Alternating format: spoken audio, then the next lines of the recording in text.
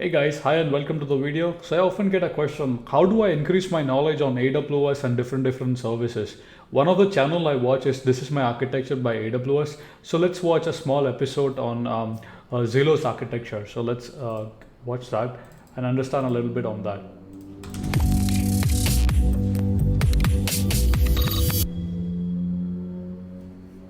Welcome to another episode of This Is My Architecture. I'm Arti, and joining me today is Shin from Zillow. Shin, thank you for joining us today. Thank you for having me here. So, Shin, everybody knows what Zillow does. Talk to us about what your team specifically does at Zillow.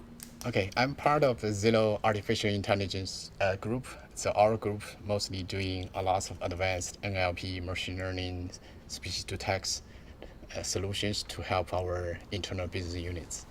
So, internal business units, so what problems are you specifically trying to solve for them? So one of the problem is called speech analytics. So we have lots of phone conversation data with our customers.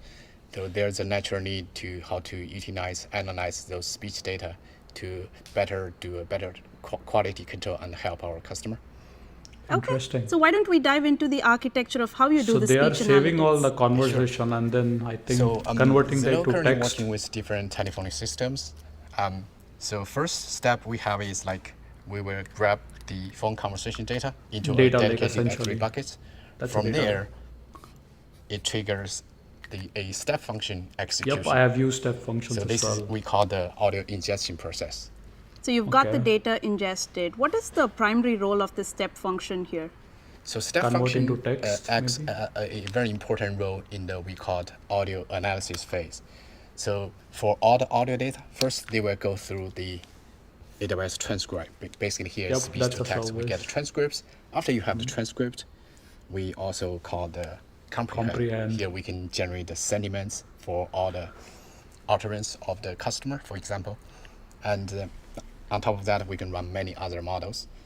And in the end, all the results, goes to, again, intermediate a results process will be folder. pushed into a S3 bucket.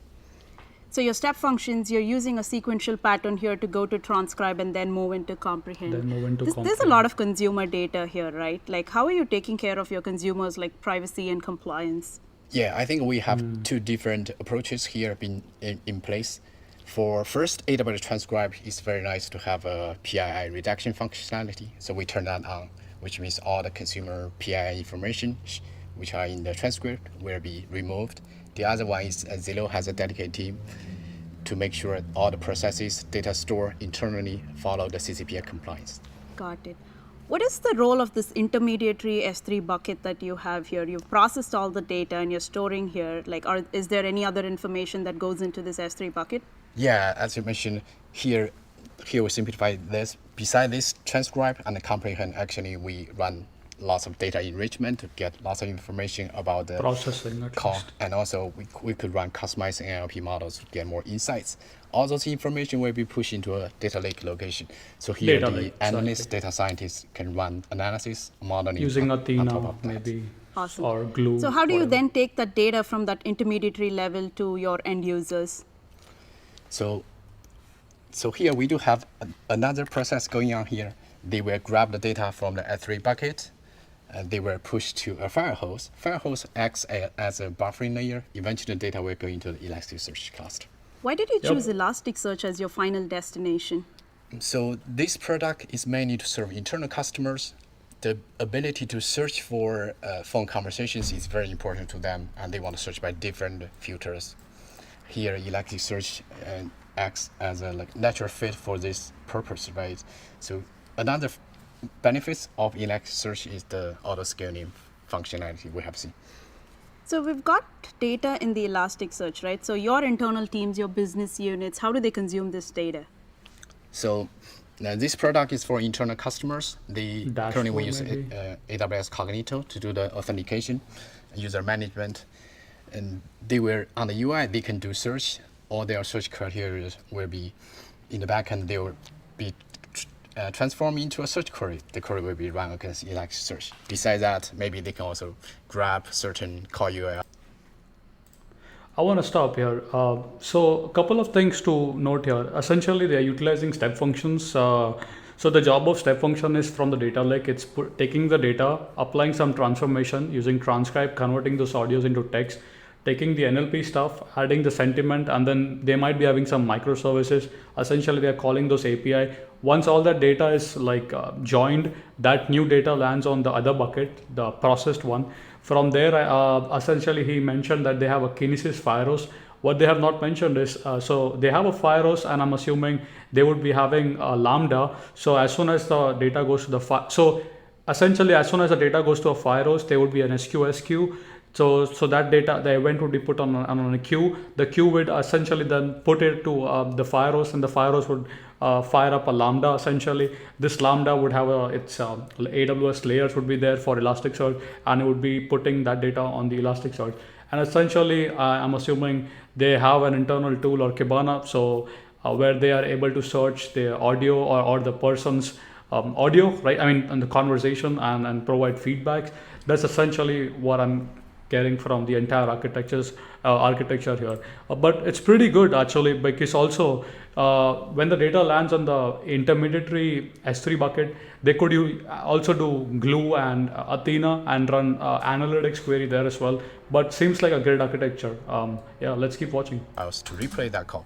And in that case, we generate the pre-signed URL for the users to interact with. Okay, so depending on their search criteria, whether it's a phone call that they're searching or like keywords that they're searching, they can look into the Elasticsearch from the UI. Exactly. This is a neat architecture. Are there any enhancements that you're planning into this architecture? Yeah, definitely. So one of the things we are thinking about here, they are more in this area. So as you can see here, as we add more functionality into the system, not only search, grab URL, comments, and many other more, naturally, it will make lots of sense to simplify the architecture here. Here we are thinking about to use the AWS GraphQL or AppSync. Okay. You will simplify the design here. So first we will have a proxy, GraphQL as a proxy. Then in the backend, we can add lots of resolvers as we need. We expect here there will be efficiency benefits as well by switching to that. And that can also simplify the Lambda functions as well. Yeah, sure.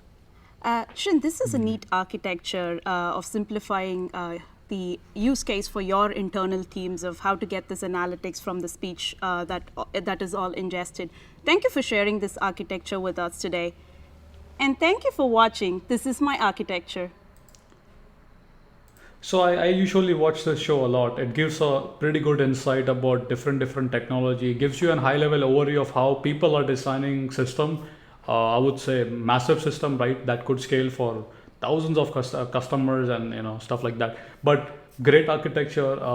It gives you a nice sense how they are using different services and to analyze their customer audio data set essentially. We'll keep watching more and more, and we'll keep learning more and more on AWS. With that being said, thank you so much for watching. Keep smiling, keep programming, keep learning, and see you guys in the next video. Thank you.